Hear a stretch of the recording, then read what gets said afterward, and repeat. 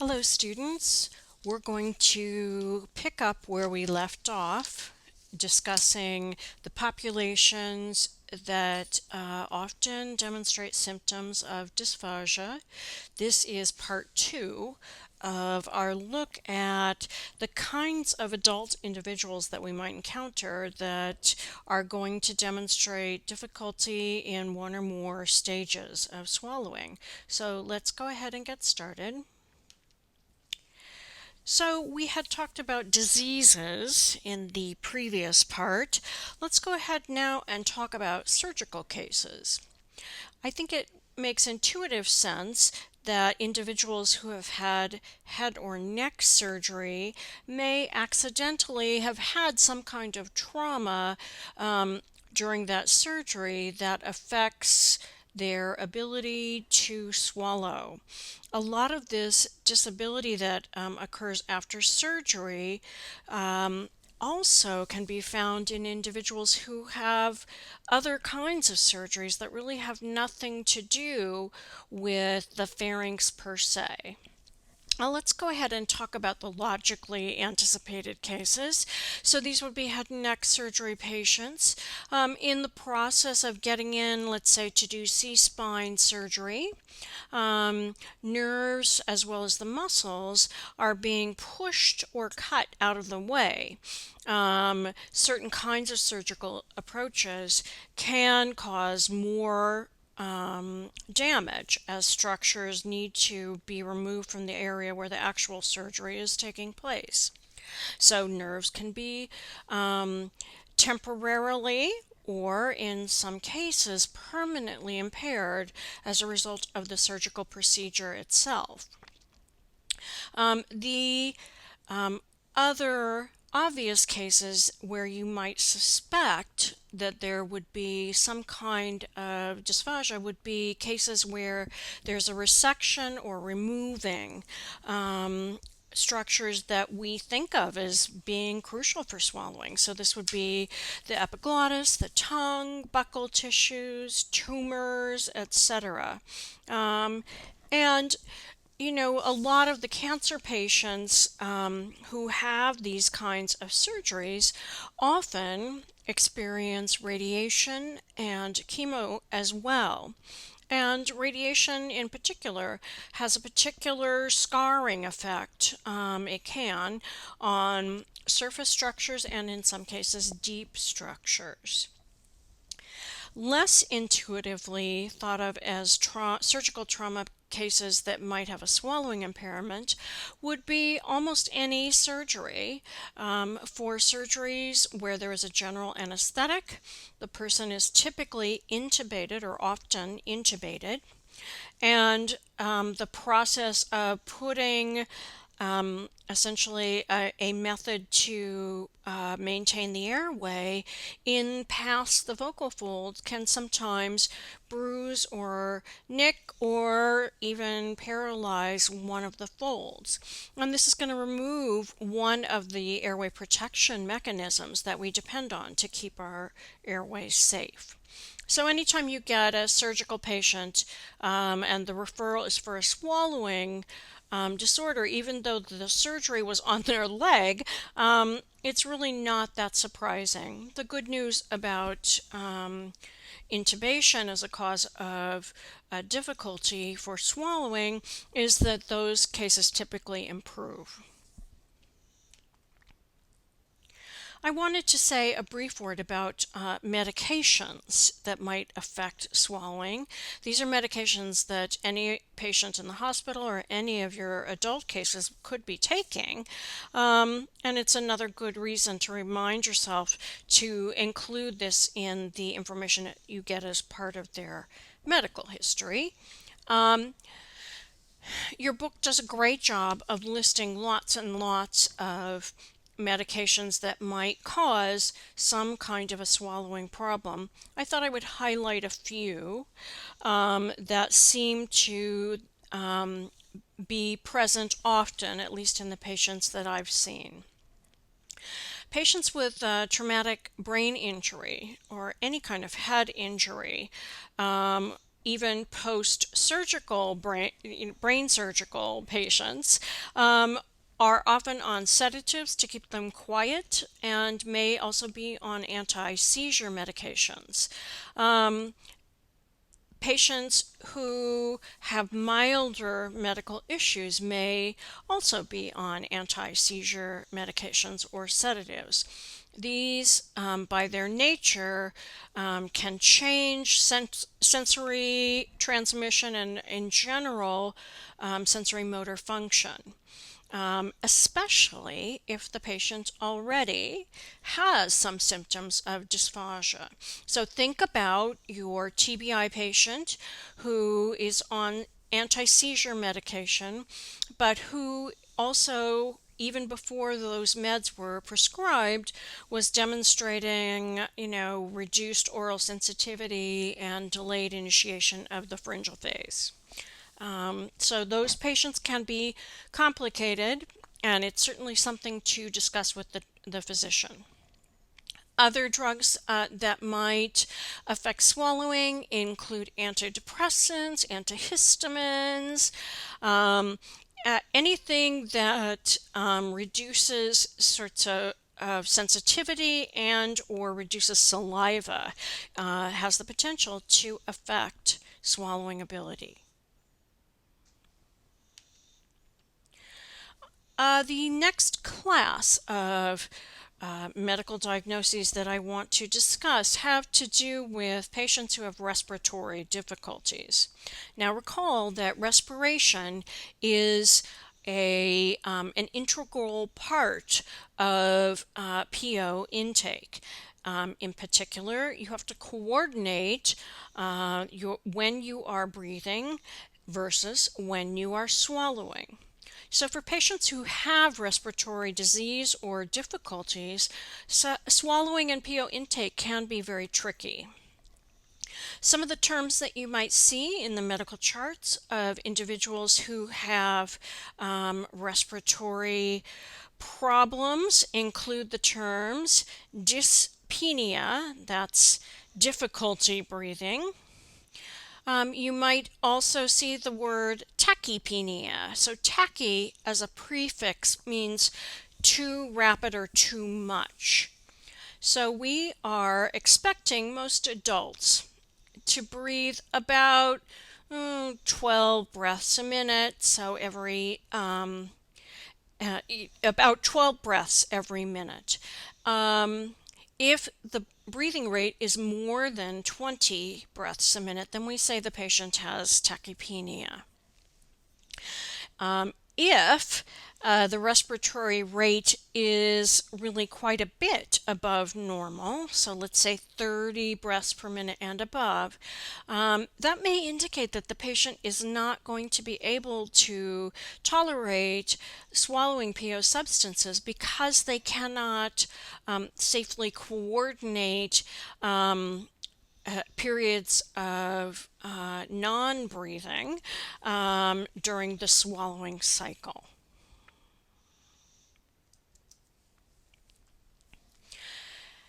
As a group, individuals who have some kind of pulmonary disease, so people who have, let's say, restrictive pulmonary disease, that is some kind of disease process that reduces the ability of the respiratory apparatus to expand.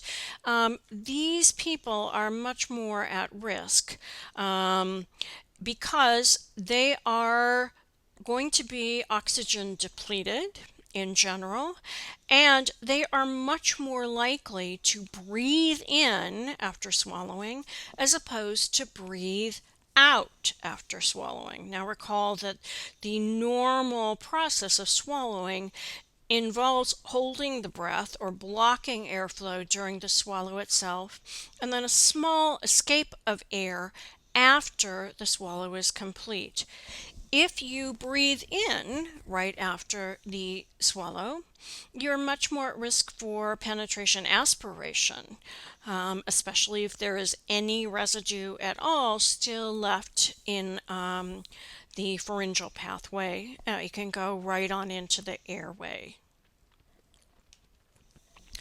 I wanted to mention a particular procedure here that is sometimes used to assess whether or not a person is oxygen depleted and then less likely to be safe for PO. In a hospital setting, much more sophisticated methods are usually available unless the person, for example, cannot get out of bed and the hospital does not have a fees apparatus, as we will talk about. Um, so they will be monitoring to see if they have an adequate oxygen saturation level in their blood. Now, a pulse oximeter is a small device. You can buy them on Amazon. Sometimes parents will buy them for monitoring saturation levels of their children who have asthma, for example. You clip it onto the finger, typically in adults. Small infants and preemies, they will typically clip an oximeter onto their toe, which is the biggest appendage they might have. We're aiming for individuals to have about a 97 to 98, maybe even 99% oxygen saturation level. The normal range, some people say, can go as low as 94% oxygen saturation level. When I have had respiratory disease before, so I've had pneumonia, and while recovering from pneumonia, I had a lot of shortness of breath, and I felt oxygen depleted, and my oxygen sats, as we say, were 93 or 94%, and I can tell you that that felt inadequate. That's not to say that people who have a saturation level of 93 or 94% can't eat, because I was still taking PO nourishment, although not a huge amount of food. But it's certainly something to take into account when you're trying to determine airway safety, particularly in people who might be elderly or very sick. There's sort of two classes of respiratory diseases I want to talk about. The first is obstructive disease. That is disease where something clogs up the respiratory apparatus. One of the most common designations for inpatients who are sick is COPD, which stands for chronic obstructive pulmonary disease.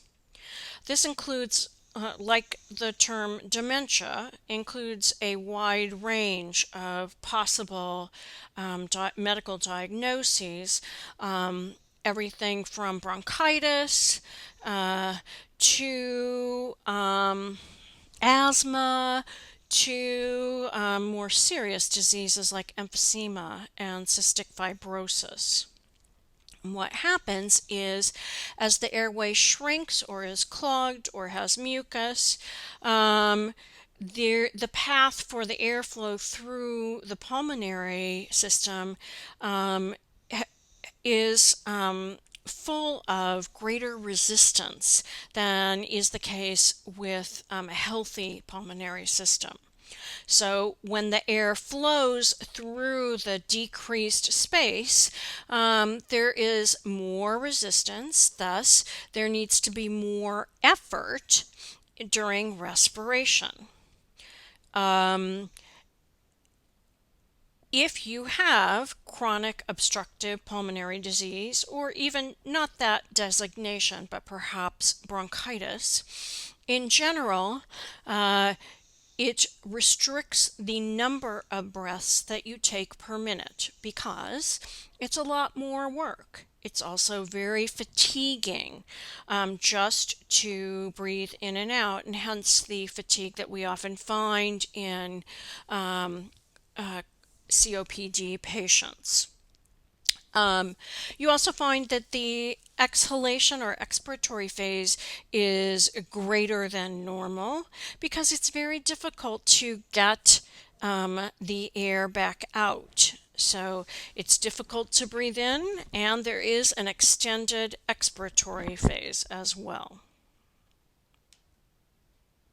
The other class of pulmonary disease is the restrictive diseases. These typically are progressive diseases like neuromuscular diseases that make it very difficult for the lungs to expand enough to get enough of the gas in the lungs for the gas exchange. In this case, you can end up being hypoxic, meaning that your oxygen sats are too low. And if the oxygen sats are going to be too low, the other gas that is present during the gas exchange is carbon dioxide. So you can expect to find rapid, shallow breathing, almost as if the person was hyperventilating, with low oxygen saturation. And these patients, just like obstructive disease patients, are going to be at a greater risk for being patients who cannot tolerate PO intake. We have a large section of the course coming up where we're going to talk about tracheotomies and ventilators, or as we say, trachs and vents, in more detail. But I thought in this section I would introduce the term tracheotomy because this is a group of patients who also have respiratory problems which have been have attempted to have been solved by a surgical procedure, and that procedure is a tracheotomy. The tracheotomy is the procedure when breathing through your mouth and nose isn't adequate. You do not have adequate oxygenation levels in your blood. So, those patients might be considered to be in respiratory distress. They have difficulty breathing, shortness of breath, strange, unusual respiratory patterns. And in the tracheotomy, an emergency airway is made directly into the trachea, bypassing the oral cavity. And this can have very specific effects on swallowing, even though your mouth and the pathway from your mouth to the esophagus is typically clear. Let's look at very briefly what this looks like. And in this drawing, we see a picture of a tracheotomy, that would be the surgical procedure, with a tracheostomy tube. The tracheostomy is the name for the device that is inserted into the surgical opening. You can see that there are a number of parts, that there seems to be a device which is around the end of the tracheostomy tube. That would be a cuff holding that tube in the right place. Now, here is the PO pathway. Up here through the mouth. And if we stick to the posterior aspect here of the pharynx, there is a clear shot still towards the esophagus. The problem with the tracheostomy is that it changes the natural relationship between the pharynx and the airway, creates changes in pressures that might affect the swallowing process, and in general can cause quite a bit of difficulty for swallowing, but also, as you might predict, for voice, because the air is bypassing the vocal folds, meaning that the person does not have the mechanism to have the vocal folds vibrate and thus produce a voice. So we will come back to this in some detail. But you can see that this is going to change the way that the basic mechanism works, even though the pathway through the oral cavity and theoretically into the esophagus is still available.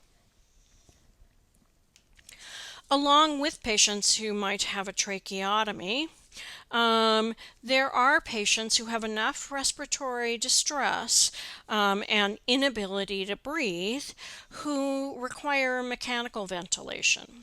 Mechanical ventilation simply is a machine that allows the patient to experience gas exchange, even though they are not controlling the muscles and the airflow on their own. So the machine causes some pressure changes. So air is gently pushed into the lungs. And as you know, resting exhalation is largely passive. So those same passive forces are allowed to govern the exhalation of patients who are using some kind of mechanical ventilator. The air from the ventilator is entered into the system through and that should read trach tube. I see my software couldn't resist turning it into a recognizable word. So through the hole in the neck, the tracheotomy, through a nasal mask, something over the nostrils and possibly the mouth, or through intubation.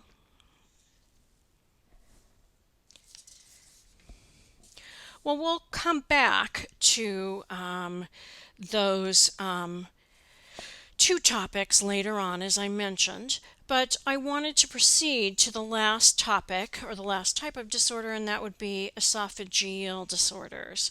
You know, we haven't really talked that much about esophageal functioning, but we do know that there is a PES at the upper end of the esophagus, an LES at the lower end leading to the stomach, and we know that there is peristalsis in the esophagus to move the food particles through towards the stomach.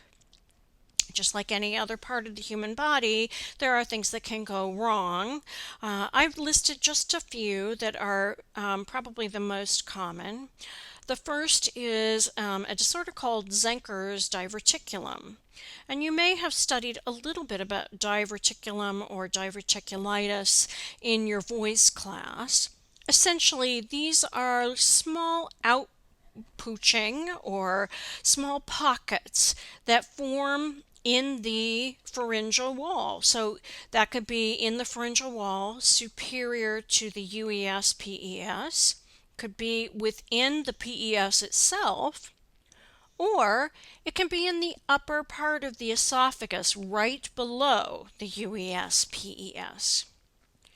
So over time, we think that those small pockets, or the diverticulum, occur because of increased pressure in this region or tightening in this region. We think that the tissues weaken and form these little outpoochings or pockets. Material that finds its way into these little pockets can reappear at very inopportune times. So they can be refluxed later on, find their way out. If it's below the level of the UES PES, that's probably fine, as long as that segment or sphincter is still functioning well. If it's above the PES, then that material can reappear in the pharynx, and depending on what else is going on with the patient, it can be aspirated into the airway. The other kinds of disorders that I wanted to talk about had to do with two medical diagnoses we see here. One is constrictions that might occur within the esophagus, um, too much scar tissue or fibrotic tissue that can develop after some kind of injury or irritation or inflammation. Having GERD, which is defined below, can also cause the buildup of scar tissue as stomach contents contain a lot of acid. And as you can see here, GERD is the acronym given to the process of reflux. And in this disorder, stomach contents with the acid back up through the PES and back up possibly back up above the LES, can back up into the esophagus, and in bad cases back up into the pharynx, so that a number of other very unpleasant symptoms can occur, like heartburn and belching, etc. I did want to mention that there are often, especially in patients who have had injuries, there are often small holes which can develop in the soft tissue between the trachea and the esophagus. So if we go backwards here to our trach patient page, we're reminded that the airway is anterior and the esophagus is posterior. And in certain cases, small holes can develop in the tissue between these two passageways, causing certain kinds of food PO substances then to emerge through the little hole and end up in the airway. And again, this is regardless of whether or not there is also a trach tube there inserted, although trach tubes in and of themselves can cause injuries. So let's go back to where we were. These little holes can be called fistulas. They develop in the soft tissue. The patient looks pretty normal on an MBSS or an MBS until you take a good look at the esophagus, and a separate scan on the esophagus may also be needed. The fistula causes the same kinds of symptoms that you might expect as in other aspiration cases, except that it's very mysterious on MBS because you do not see material heading into the airway directly as you might in typical aspiration cases, but rather material mysteriously appears sort of midway between as the material has already, we hope, entered the esophagus. And all of a sudden in the trachea you can see small amounts of food material, making it look just like the patient had aspirated. Well, I did promise just a few diseases, but as it turns out, there's a couple more. The general class of motility or esophageal motility disorders is something that needs to be considered. So, as you can see sometimes in scans, sometimes patients end up having inefficient and inappropriate movement or motility of the bolus material through the esophagus. And some patients can be seen to have spasms. That is, rather than normal top to bottom peristalsis type movements, you might see prolonged contraction of two parts of the esophagus rather than sort of the squeezing of the esophagus to encourage the PO material to head towards the stomach. We're not really sure why there are spasms in some patients. It's possible that the cause is neurological, but I would suspect a esophageal motility disorder in patients who complain about pain. Not that many patients complain of pain on swallowing. So I take that symptom fairly seriously. Sometimes patients really just mean that they have something caught in their throat, meaning possibly material in the vallecula, for example. But other patients are very clear that they have pain in the area of the esophagus, in other words, much lower. And this is really a problem that the gastroenterologist is going to have to sort out. Finally, I promise, is a disorder called achalasia. Achalasia. You will see achalasia sometimes in small children. You can also see it in adults, particularly after some kind of abdominal trauma or hospitalization. And achalasia is the failure of the ileus to relax and open. Thus, in those patients who have achalasia, the PO material successfully goes all the way down through the sphincter, the PES, into the esophagus, but is unable to complete passage all the way to the stomach, and you see material cycling back up towards the UES in some cases even causing a sort of reflux with material re-entering the pharynx. So it's very important to take a look at not just the oral and the pharyngeal stages, but also the esophageal stages in our patients, because we want to make sure that we have seen all of the possible sites that might be causing difficulty in our patients who have dysphagia. For more information about some of these disorders, I recommend taking a look at ASHA. There are papers and presentations all the time on a lot of these disorders and how they were discovered in terms of assessment and how SLPs are working with the physicians to help manage these conditions.